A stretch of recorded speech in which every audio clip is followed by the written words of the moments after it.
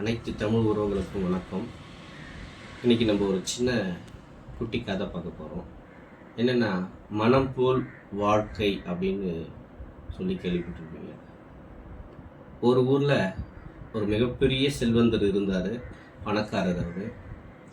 அவருடைய குணங்கள் என்னென்னா, இல்லாத ஏழை மக்களுக்கு தன்னுடைய செல்வங்களையும் சொத்துக்களையும் கொடுத்து அவருடைய மனசில் ஒரு நல்ல மகிழ்ச்சியை ஏற்படுத்தி அவருடைய வாழ்க்கையை சிறப்பிக்கணும் அப்படின்றது தான் அவருடைய உண்மையான உள்ளமாக இருந்தது.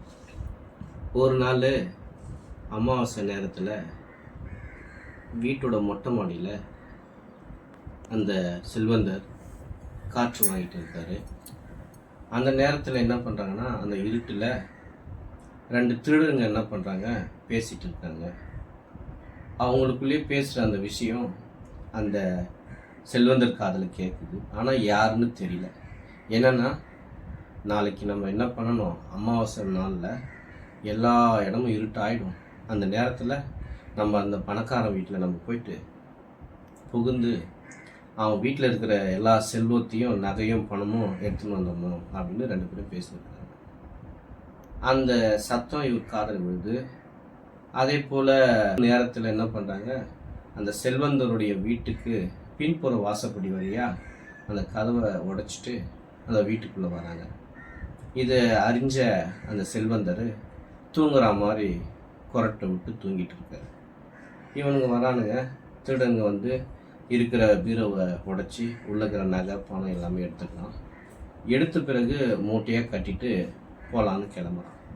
ஏற்கனவே அந்த ஊரில் அந்த இரவு நேர காவலாளிகள் அந்த வழியாக போகிறது வழக்கம். அப்படி போகிறம்போது அந்த திருடங்க அதை அறியாமல் போகிறாங்க. அந்த காவலாளிக்கிட்ட அந்த திருடங்க 2 பேரும் மாட்டிக்கிறாங்க. மாட்டிக்கிறதுமே அவன் இரவு நேரமாச்சே, சரி காலையில் பார்த்துக்கலான்னு சொல்லிட்டு அந்த காவலாளி அவனுங்க 2 பேரையும் கட்டி வைக்கிறான். மறுநாள் காலையில் விடியுது, பஞ்சாயத்து கூட்டுறாங்க. அந்த நேரத்தில் அந்த செல்வந்தரை கூப்பிட்றாங்க. ஐயா, இவன் உங்கள் வீட்டில் நகைப்பணம்லாம் திருடிட்டு வெளியே வரத்தை நாங்கள் பார்த்தோம். அந்த நேரத்தில் உங்களை எழுப்பக்கூடாதுன்னு கட்டி வச்சுருந்தோம். நீங்கள் என்ன ஐயா சொல்கிறீங்க, இதுதானே அவங்க நகை பணம்னு கேட்குறான். அப்படியா? அப்படிலாம் ஒன்றும் இல்லைப்பா. அந்த நைட்டு வந்தாங்க இவங்க 2 பேரும். என்னுடைய வியாபாரத்துக்கு பணம் இல்லை, இந்த நகையெல்லாம் வச்சுக்கின்னு எனக்கு பணத்தை கொடுங்க அப்படின்னு சொல்லிட்டு கேட்டாங்க. எப்பா, இரவு நேரமாக இருக்குது, காலையில் வாங்க, உங்களுக்கு நான் பணத்தை கொடுக்குறேன்னு நான் சொல்லி அனுப்பிச்சேன். அப்போது அந்த நேரத்தில் வரும்போது தான் நீங்கள் அவங்க 2 திருடர்களையும் நீங்கள் பிடிச்சிருப்பீங்க அப்படின்னு சொல்கிறான்.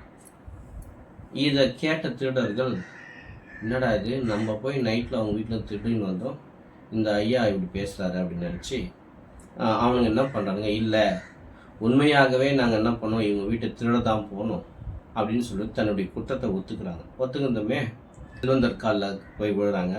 விழுந்ததுமே, ஐயா என்னை மன்னிச்சிடுங்க, நான் உங்கள் வீட்டில் திருடினது உண்மைதான் அப்படின்னு சொல்கிறாங்க. சொல்லிவிட்டு, ஐயா மன்னிச்சுட்டு எனக்கு உங்கள் பங்களாவிலே ஒரு வேலையை போட்டு கொடுங்க, நான் எப்போதுமே உங்களுக்கு விசுவாசமாக நாங்கள் 2 பேரும் உழைக்கிறோம் அப்படின்னு சொல்கிறாங்க. சரின்னு சொல்லிவிட்டு அந்த செல்வந்தர் தன்னுடைய பங்களாவில் வேலைக்கு கொடுக்குறாரு. இந்த கதையிலிருந்து என்ன தெரியுதுன்னா, தண்டனை என்பது ஒரு மனிதனை திருத்தக்கூடிய ஒரு விஷயமாக அமையாது. அன்பும் நல்ல உள்ளமும் கொடைமனமும் கொண்ட எவராக இருந்தாலும் எதிரியை கூட நண்பனாக மாற்றிக்கொள்ளலாம் அப்படின்ற ஒரு விஷயத்தை இந்த கதை விளக்குது. அதுதான் மனம் போல் வாழ்வு.